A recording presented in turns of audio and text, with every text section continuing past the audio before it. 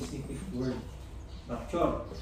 Pero atong ibaluan nga kining pulong pud nga rapture is also a theological term kung dili makita litra-por-litra sa Biblia, in scriptures. So that matters, no? And so, kay ato man nasabtan nga kining rapture, mo ni ang paglaom, or I should say mo ni ang kahuganan sa kapanahonan meaning body of Christ. Mahuman ang ministeryo sa iglesia ng isang body of Christ. Pinagi sa rapture. It is a culmination. No? Literally, the word rapture means to snatch away or pagkuha, naman sa buwan ng pagsakdaw. It has an idea na kuhaon, gikan dili sa ulos, dapat sa taas. So, that is the literal idea, no, about rapture. Pero again, doon na sa mga connotations, doon ay mga implications. What is all about in rapture. However, ang second coming, also, doon ay mga translation yan na ito Cebuano. Sa iyo na kayo dito na mo niya ang ikaduhang pagbalik. Pero kung hindi mo analyze on kanang ikaduhang pagbalik, it is the third appearance. Ikaduhang pagbalik. So, that could not be, hindi pwede ng ikaduhang pagbalik. Ang unang pagbalik. Katong first advent niya, Jesus Christ, 30 AD, approximately. First advent, second advent is the second coming. Hindi na ikaduhang pagbalik. Ang unang pagbalik, ikaduhang pag-abot, ikaduhang pag-anhi. Pag-anhi. So, again, daghang dapat bantayan sa mga Facebook kita sa mga pagtulunan. Ilagi na sa mga pagtulunan ng labot sa atong baruganan isip mga magtutuon ini panahon sa grasya. So, tanaw na to, no? Do not ko'y gihimo diri nga mga basic differences. And also, there are also some commonalities between the two events. Ang rapture o pagsakdaw o ang pag-anhi sa ikaduhang higayon ni Ginoong Jesucristo. Ato na nato ang atong Biblia kung pagpasahon sa 1 Thessalonians. Mao kini ang usa sa mga referensya may labot ng pagsakdaw. Unang Thessalonica Kapitulo 4, versikulo 16, 17 o 18.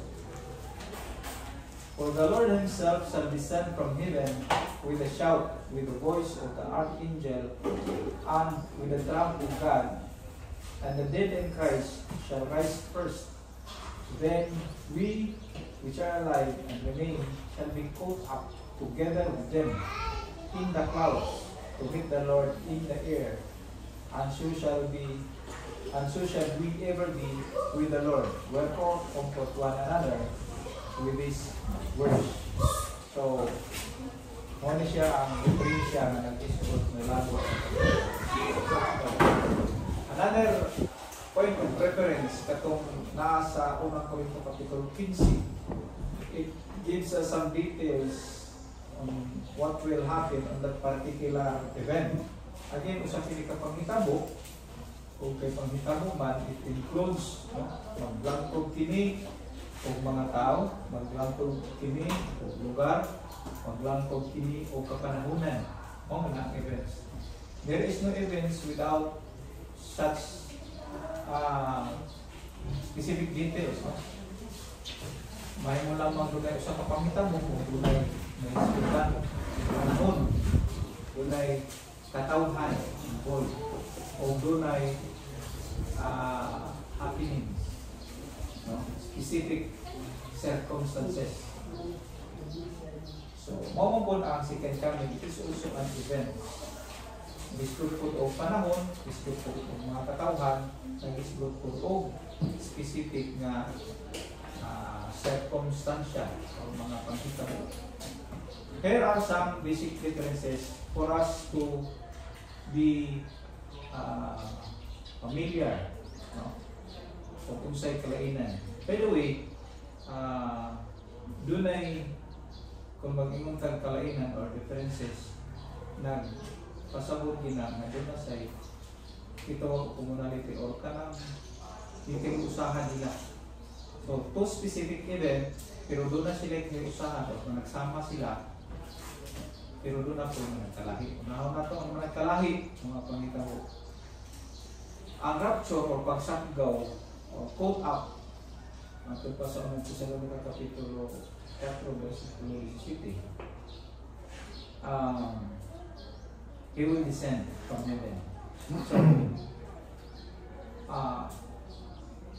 So, this is part of common thing.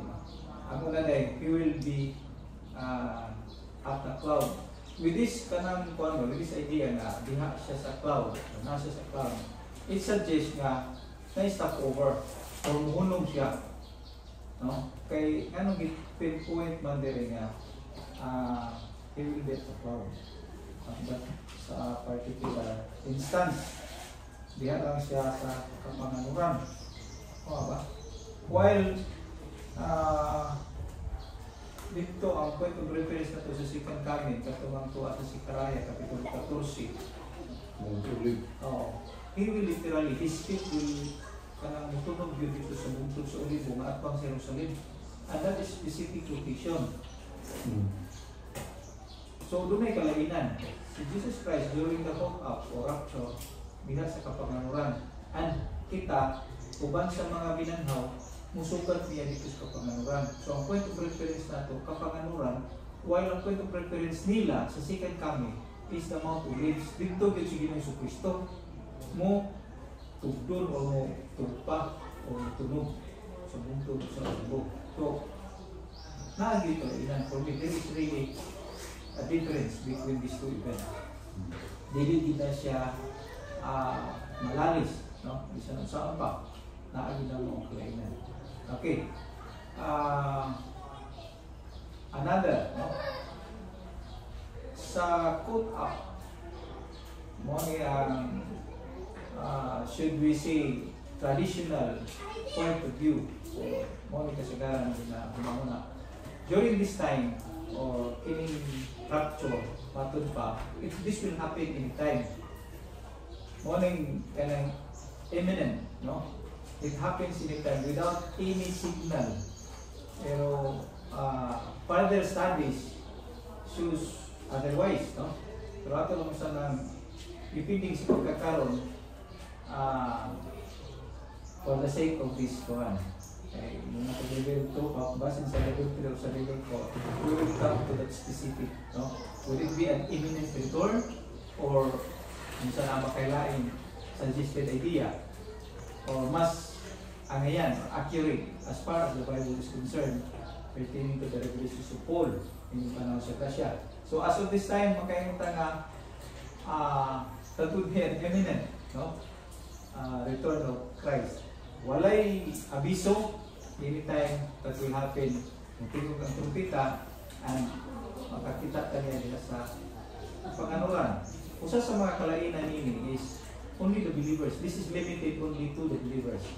Limitado lang ang makakita niya, ang kasukat niya, katulamang mga magtotoo. Siyempre, while dito sa second coming, matod pa sa pinadaya Kapitulo 1, versikulo 7, bisan pa katong nagtuman kanya makakita agad and all the kindreds of earth. Tanan ng mga katawan, okay, makakita niya. So mo itong iskutan ka ganiya, that is possible through technology. As of this time, much more in the later times. Susunod pa mga kapanahonan, mas klaro na siya. Pero I think to 20 years backward, murag dili pa picture out na makita siya sa tibuok kalibutan. Pero sa pagkakaroon dito sa advent of technology, kaya na kayo siya noon na makita na kayo siya. So that's another difference, kalainan na yung duha ka mga panghitabo. Ikatulong ang kalainan, o tayo kung gingon ka ganyan, want you to be specific with this. Ang put up, it suggests an idea na gikan sa ubos dahil ang sa taas. While the second coming suggested an idea na gikan sa dito sa taas, kung siya dili siya mo station. While kita mo station sa dito sa taas. So that is another differences na ma-pinpoint nato ninindo ka panghitabo. Okay? Daghan pa, pero tatuon sa nato ang mga itaw commonalities. No? It is the same person nga mupadayag sa kapanganuran o ang bungtod sa umuadto sa bungtod sa olibo, tunog ito sa person of Jesus Christ. Wala lang hero at that time, rapture and second coming, masintro dito sa personalidad ng Ginoong Hesus Kristo. No? Walay representation, wala siya pinadala, kundi siya mismo. Literally, physically, magahimo, mawagit ang magabuhat ng mga tanga. There will be a voice of the archangel. Further studies of the scriptures, naganit, matupad din sa 1 Thessalonians, there will be a voice or trumpet that will be sounded. Kunin mo siya ng palawang pagtuon ka ng trumpets, doon na may seven trumpets, o doon na may feast of trumpets ang mga katawan sino. I do believe there is something common with that, no? Between these two events, the rapture and the second coming. Doon ay pagkatunggon na trumpeta. Before, mo ni usa sa nakatrigger nato pagpangita sa kalainan o sa kahiusahan, nga naman nga this mystery program doon na may trumpets nga will be sounded. So, karon murag klaro-klaro na nako na yung mga trumpeta tungod kay this is one event or two phases. I don't know, how will you frame the word? No? Again, nasiguro tayo further studies niya na that might be in level 3 or level 4 kasi maklaro na nato din to. So, kung sa to ang commonalities nila, number 2 is there will be sounding of trumpets. Ang rapture and the second coming. Next is there will be resurrection. No? The second coming, before may kabuna, there will be physically resurrected. The same thing, matong padiri, katong those who are asleep, kung namatay na, pagabanhawon, pero kita ng mga buhay pa, mupuyog nila, pagsugat. So that is kana na ang common thing, ang resurrection, very siya rapture, and the second coming. Okay? Tanaw na to, atong balikan ang tingnan na kung may mga detalye sa 1 Corinthians chapter 15. Unang Korinto kapitulo 15. Versikulo subuta sa versikulo 51. Behold, I will show you a mystery. We shall not all sleep, but we shall all be changed. That could be also one of the common things. There will be a change from vile body to immortal. Siyempre, that is because of resurrection per se. Pero doon naman during this rapture, doon may mga buhay pa that would be together, that will be put up with those who are asleep to meet the Lord in the air, he will be changed. So that is also a common thing for them, for the both believers of this present dispensation and the believers of that second coming. Verse 52, in a moment, in the twinkling of an eye, all the last, at the last trump, for the trumpet shall sound, and the dead shall be raised to incorruptible, and we shall be changed. So, makita na po ninyo niya ang pulong change. May phrase diri, in a moment, in the twinkling of an eye. Doon ay mga suggestion, no? O doon ay mga interpretation namin. Gihimo ni siyang modifier, phrase modifier, ngadto sa event nga rapture.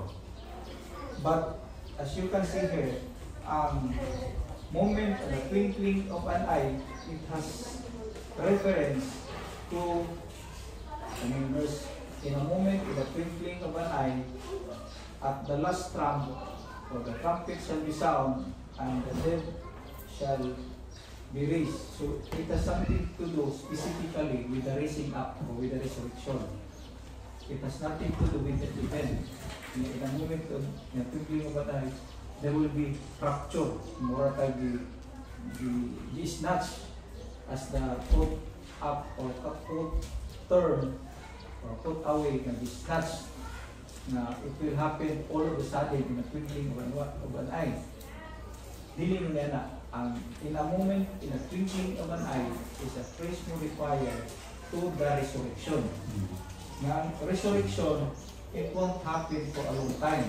It's just in a moment, or in a twinkling of an eye. So, hopefully, we are together, or nagkasabot na diha na ngabahin. Verse 53, for this corruptible must put on incorruption, and this mortal must put on immortality.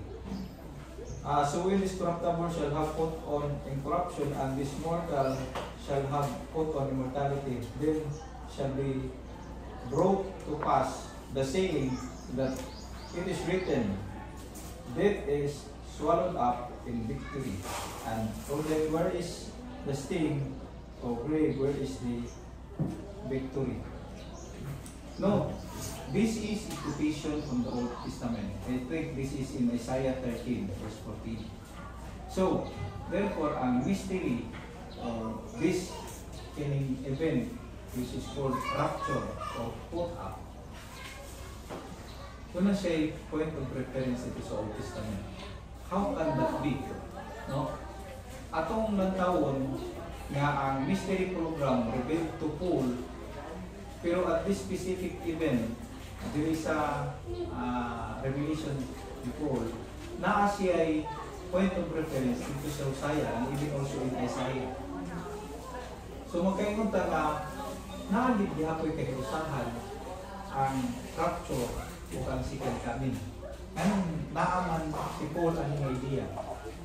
Siya mag-ikot ang Hosea chapter 13 verse 14 ng Isaiah. So I think that is for us for further study, no? Sa pagkakaroon. So ato lang gina-pinpoint as of this moment ato mga visible kayo nga mga detalye.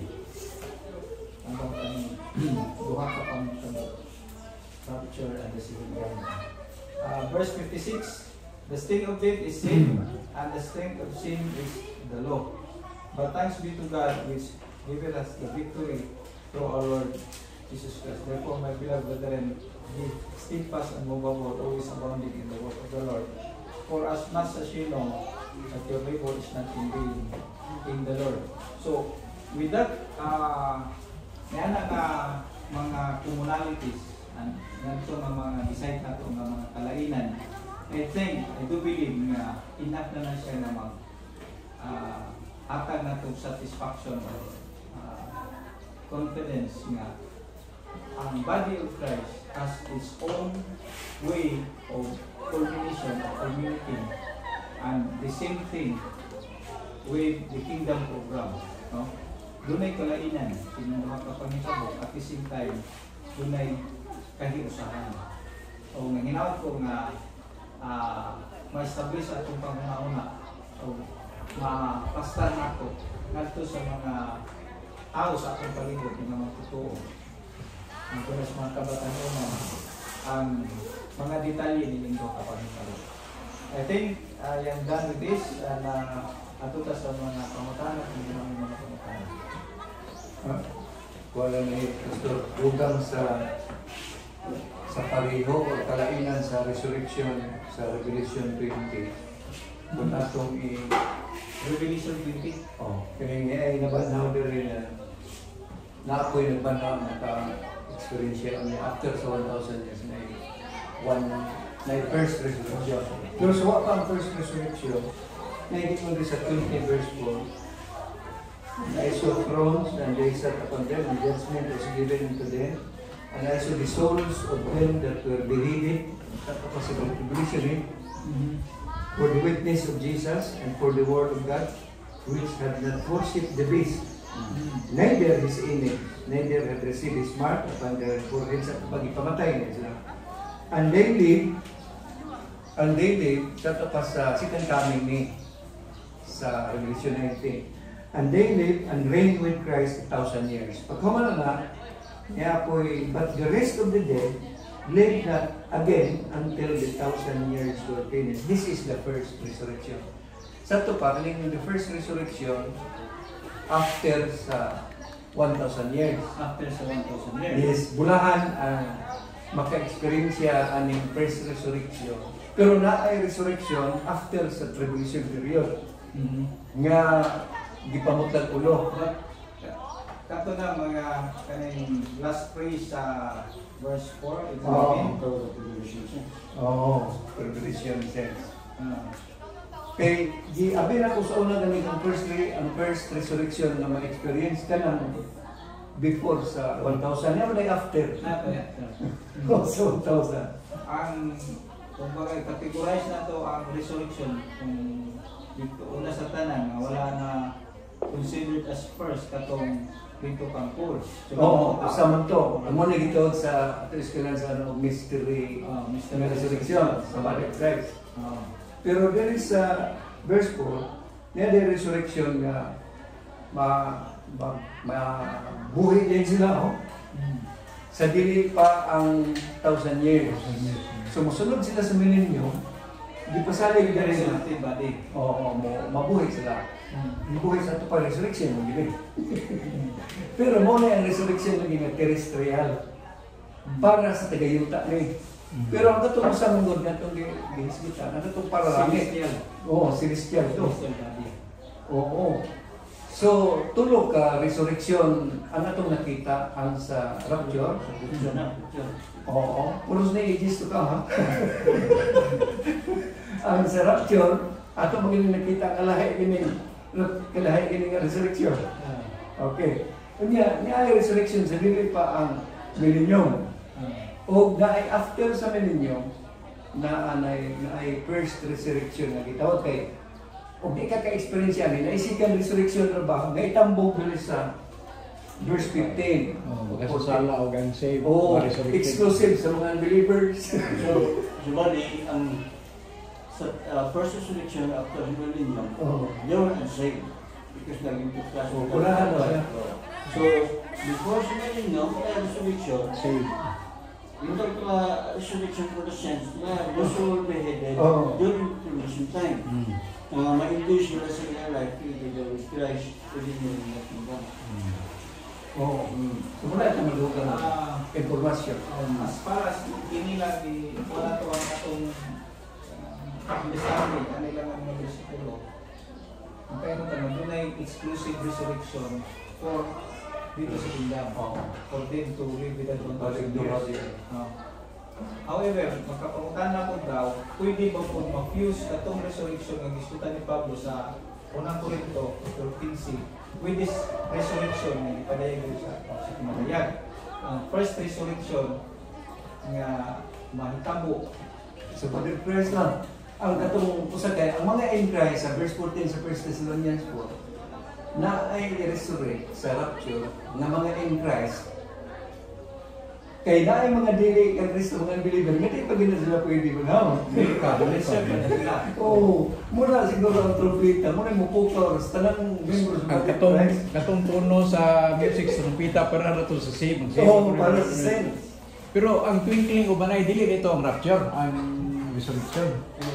Dito siya sa nakafocus sa resurrection itself. Hindi ang whole event. Ngayon, na-twinkling naman na there will be Resurrection and rapture. So it could be like a slower incident and rapture, like slowly coming up, looking there. Okay, thinking mo ba na kaning kuan naman? Dito naka-modify siya sa resurrection, no? Pag-raising up. Para mo pa imagine sa technology nga mohimo na, no? Pero sa mga og sa salita atong wala na ni mga salita na nga atong cyborg or Pampukaw ra oh. dito ra sila kon ba? Bangon.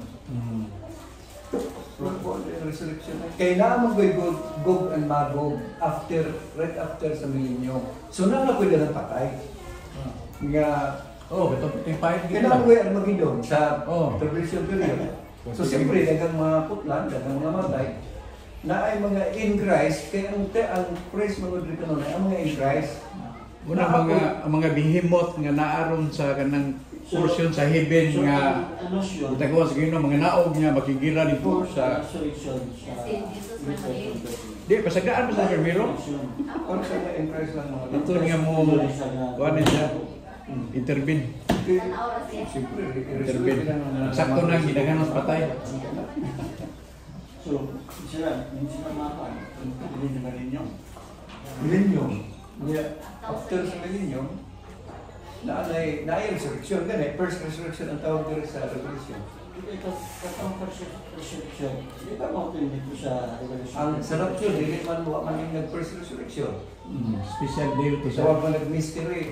Sobrang doon. Ang term ba nga interest dito sa Bible School Monggo, I think maumong ko siguro na yung experience. Katod ko, dito sa Bible School, traditionally, di-classify gina nga this is just for the believers in Christ. However, sa itong further study na, that would also include those believers before the body of Christ, before Paul. There are believers who are in Christ. Sa wala pa ang mystery program. Sumapil sila ni Kuan. Sila apil na itong namatay na kingdom sense. Di po mo baong. Tingnan si Paul, there are people who are in Christ before Paul, before him. Pero dahil ang gingin ni Paul, itong sa Galatian na nagamit niya, na na-implication nga, na pa niya ng mga in Christ, pero wala nagisilot sa pataya. Ito nang i-introduce nga, kanilang mga in Christ na ay taga-yuta, earthly hope, kingdom. In Christ, ginataw ni Paul. Niya na po yung mga in Christ, nag-iklaro sa 1 Thessalonians, itong basa, nga mga naluwas sa Greece Gospel. So, tagalangit din sa in Christ. Mo maginang libro sa in Christ, ang nadatanan. In Christ, tanan. Mga part of details ako eh. Exclusive. Muna rin mga in Christ nga, dili nato tawag nga klarong membro sa body of Christ. Kaya ang katong mga in Christ nga kingdom of sense, dili pa to sila body of Christ. They are in Christ, but not in the body. Yes. Sa earthly gito sa... But I think until karon wala pa man mata ang PCA dito. Wala pa na kayo klaro.